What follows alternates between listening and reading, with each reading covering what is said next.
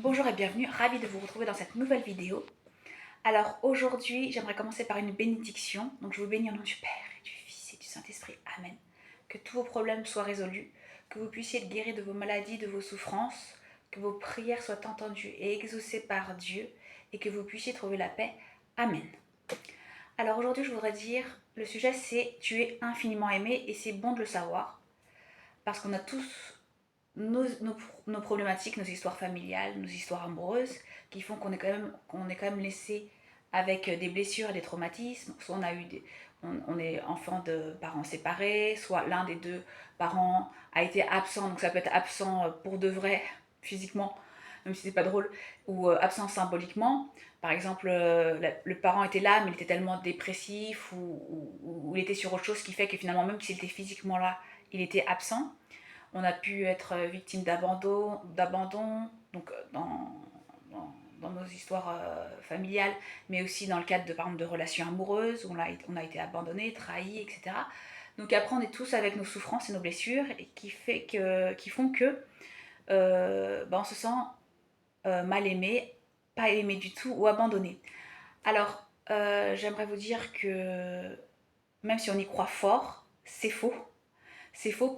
Pourquoi? Parce qu'aujourd'hui, j'étais devant l'adoration du Saint-Sacrement et j'étais inspirée par Dieu qui m'a donné un passage de la Bible qui est Isaïe 53, le serviteur souffrant.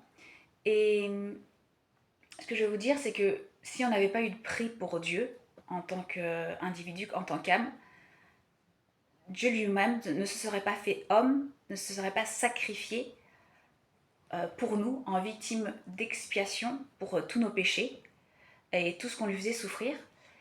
Et pourquoi je vous dis ça? Parce que c'est vrai qu'on n'y pense pas, on n'y pense jamais, mais il y a quand même eu déjà un cas d'échec avec les anges rebelles, donc les anges qui ont suivi Satan. Et c'est vrai que Dieu n'a pas décidé de les sauver finalement. Il les a laissés dans leur rébellion et finalement ils sont damnés éternellement. Et c'est vrai qu'il aurait pu laisser l'humanité dans son péché jusqu'au jugement particulier. Vous savez, c'est le jugement quand on meurt, chacun est jugé selon ses actes. Et d'ailleurs, faites attention, selon l'amour qu'il aurait pu donner et qu'il n'a pas donné. Donc c'est pour vous dire à quel point l'exigence de Dieu est forte.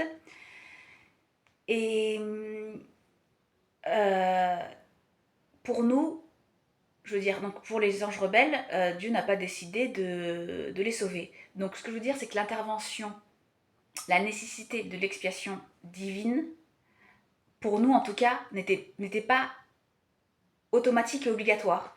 Et pourtant, Dieu a décidé de s'incarner en tant qu'homme pour prouver à l'homme que malgré l'échec de la Genèse, là, de la chute originelle, quand Adam et Ève ont été expulsés du paradis et on est arrivé sur terre dans la souffrance et le péché, il a décidé de s'incarner pour prendre sur lui tous les péchés passés, présents, à venir, pour nous dire que finalement, malgré l'échec de la chute originelle, Dieu nous pardonne et qu'il a décidé qu'il nous sauverait parce qu'il aime infiniment sa création.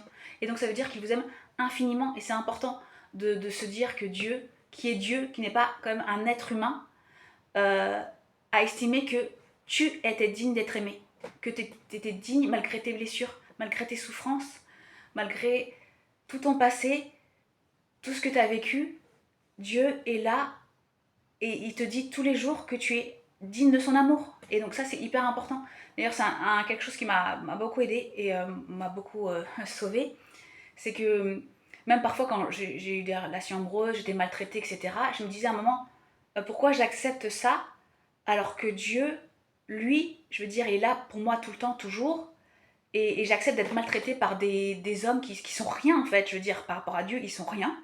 Et ça m'a vraiment aidé à réaliser que j'étais importante et qu'il était temps pour moi, par exemple, de me respecter et vraiment de me respecter parce que Dieu m'a aimé avant tout et qu'il est toujours là pour moi, qu'il est fidèle et que je n'ai pas à être, par exemple, maltraitée par d'autres hommes qui, eux sont rien, qui sont irrespectueux, euh, envers moi, mais qui ont par ailleurs une vie, je sais pas, vous me diriez normal, mais qui sont pas des êtres nobles en fait, parce qu'ils se comportaient mal en général et tout ça. Donc tout ça pour vous dire que c'était important via cet épisode de Isaïe, que nous sommes infiniment dignes d'être aimés par Dieu et que même si après être plus ou moins, comment dire, guéris, les blessures, les épreuves, la souffrance n'est pas exemple de la vie terrestre, parce que même en fait, Dieu, c'est ça qui est terrible, et d'ailleurs il le dit souvent dans les messages célestes. Donc il y a un livre que j'aime bien, qui sont des confidences à Monseigneur Don Ottaviani, là, c'était un prêtre dans les années 70. Et Dieu dit tout le temps qu'il se sent blessé, qu'il se sent trahi, qu'il est seul, qu'il a abandonné, que ce qui le fait le plus mal, c'est d'être toujours rogné et d'être haï par ses fidèles pasteurs, ses prêtres ou des religieuses, vous voyez. Donc ce que je veux dire, ce qui est terrible à dire, c'est que Dieu souffre toujours de notre ingratitude, de notre mépris, de notre indifférence. C'est toujours le cas parce qu'on est toujours en train de se vautrer dans le péché, on comprend rien, on est dans le mensonge.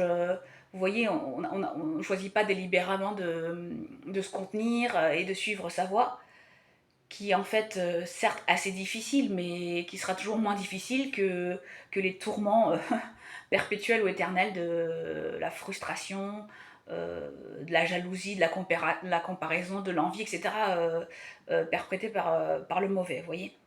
Donc, pour vous dire que on sera toujours peut-être sujet oui, voilà, des blessures, des trahisons, ou même des choses qu'on n'aura pas réglées, mais ça fait partie aussi de la vie, puisque Dieu lui-même, en étant toujours vivant, est toujours blessé par nous. Et pourtant, il décide quand même toujours de frapper à notre porte, de frapper à notre cœur, pour nous dire, est-ce que tu peux revenir? Est-ce que tu peux m'écouter? Est-ce que tu peux dialoguer avec moi? Vous voyez, il ne perd pas patience. Et il y a une phrase aussi intéressante dans ce livre-là, je vous dis, les confidences à Don Ottaviani, là c'était donc le prêtre italien. Il dit que l'amour est haï, donc l'amour Dieu est haï par nous en fait, par notre indifférence. Et il disait aussi que l'abandon en fait c'est quand on l'abandonne Dieu, mais quand on s'abandonne les uns et les autres, ça prouve qu'on manque d'amour envers la personne, parce que si on aimait vraiment la personne, on ne l'abandonnerait pas, vous voyez. Donc voilà les réflexions du jour, j'espère que cette vidéo vous a plu. Rendez-vous pour une prochaine vidéo où je serai encore inspirée, je pense, devant l'adoration de Saint-Sacrement. Et je vous dis, n'hésitez pas à liker, partager la vidéo si ça vous a plu, parce que c'est comme ça que la chaîne monte. Et à vous abonner, et je vous mets des ressources en bas où vous pouvez me retrouver. Je vous dis à bientôt. Au revoir.